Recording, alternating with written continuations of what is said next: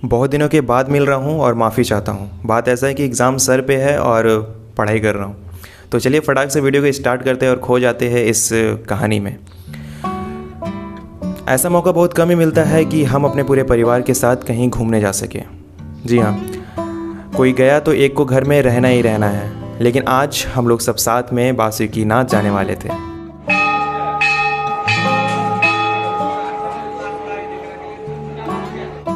तो सुबह के 4 बज रहे थे, सब तैयार हो चुके थे। सब बोले तो मैं, मम्मी और पापा।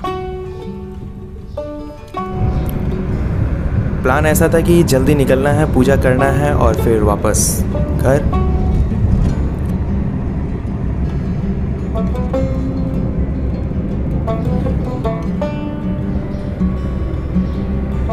धीरे धीरे सुबह हो रहा था। सूर्य की लालिमा इस सुबह को और भी खूबसूरत कर रही थी। सुबह हो चुकी थी। हम लोग रुके थे काठी कुंड में बाबा दानीनाथ का दर्शन करने के लिए।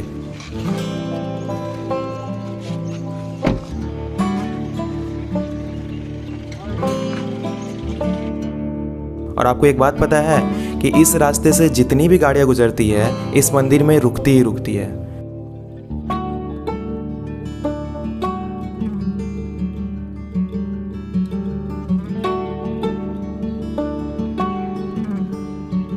और यहाँ के बारे में ऐसा कहा गया है कि एक बार दुमका की मजिस्ट्रेट इस रास्ते से गुजर रही थी और उनकी गाड़ी जो है वो अचानक से ख़राब हो गई। ड्राइवर के लाख कोशिश करने के बावजूद भी ये ना पता चल सका कि गाड़ी में आखिर खराबी क्या हुई है।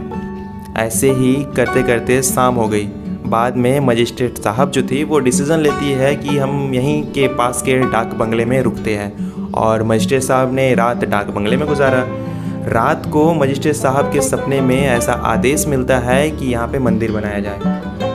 जी हाँ, और फिर उसके बाद सुबह होते ही मजिस्ट्रेट साहब मंदिर बनाने के लिए लग जाती है और वहाँ पे खुदाई के दौरान बहुत सी कलाकृतियाँ मिलती है और फिर मंदिर का निर्माण होता है।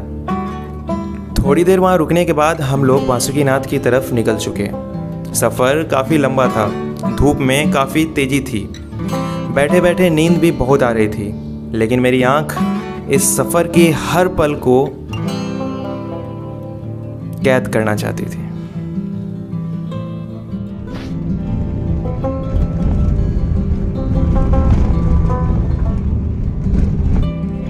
सुबह के 8:30 बज गए थे।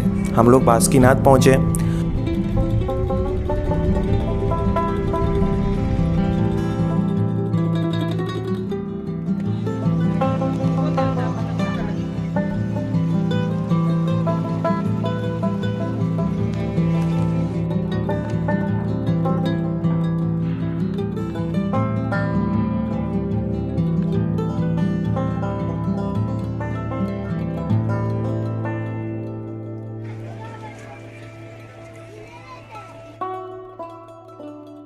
और ये जो आप देख रहे हैं ये है शिवगंगा।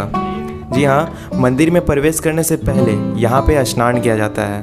पैर हाथ धोने के बाद ये जो सीधा रास्ता देख रहे हैं वो डायरेक्ट मंदिर की तरफ जाता है। जैसे जैसे हम लोग मंदिर के निकट जा रहे थे कुछ पंडित जी हमें चारों तरफ से घेर चुके थे हमारे मार्गदर्शन करने के लिए, लेकिन हम उन्हें प्रणाम करके आगे बढ़े।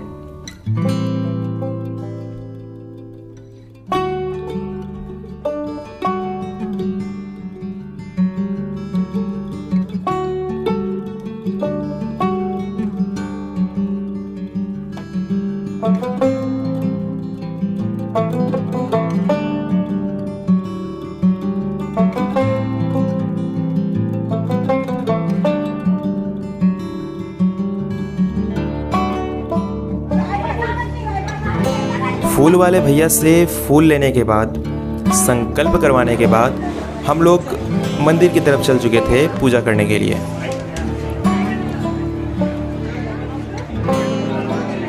मंदिर में भीड़ काफ़ी थी। पापा के पीछे पीछे हम चलते गए और भगवान का दर्शन करते गए।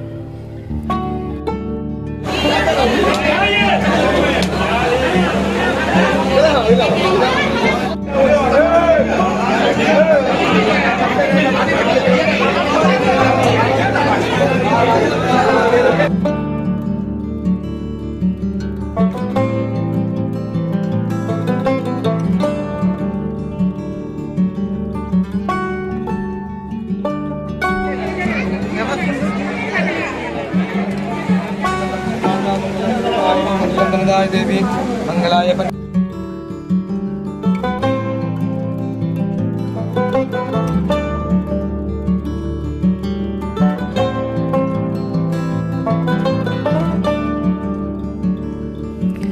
अच्छा, आपसे एक बात कहनी थी। जब भी बासुकीनाथ आओ तो अपनी मनोकामना नंदी जी के कान में धीरे से बोल देना। ऐसा कहा जाता है कि नंदी जी आपके मनोकामना को शिव जी के पास पहुंचा देते हैं।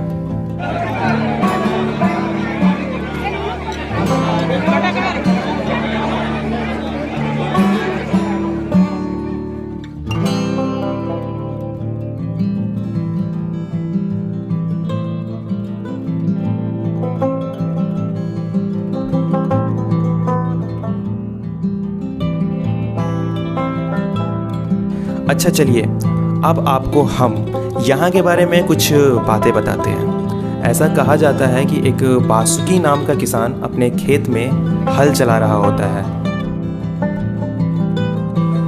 हल चलाते चलाते उसका हल जो है एक पत्थर से जाके टकराता है और अचानक से उस पत्थर से भारी मात्रा पे दूध निकलने लगता है। ये देखकर बासुकी घबरा जाता है और वहाँ से भागने लगता है। तभी अचानक से आकाशवाणी होती है और उस समय से यहाँ पर शिव जी का पूजा होने लगी।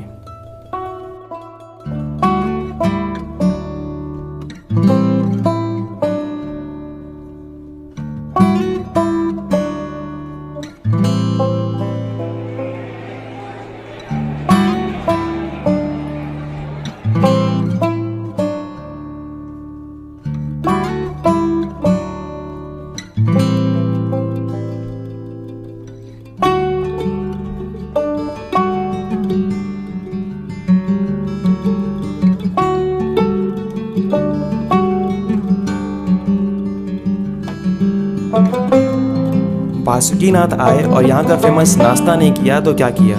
सुबह के 10 बज गए थे और भूख जो थी वो बड़े जोर की लगी हुई थी। नाश्ता काफ़ी स्वादिष्ट था। नाश्ता करने के बाद हम लोग घर की ओर निकल चुके और घर जाते टाइम दुमका आता है और दुमका में एक फेमस सा होटल है जिसका नाम हम भूल चुके हैं। वहाँ पे एक बड़ा थाली खाने के बाद मतलब हमारा जो खाना है वो दुमका में हुआ और फिर वहाँ से डायरेक्ट घर।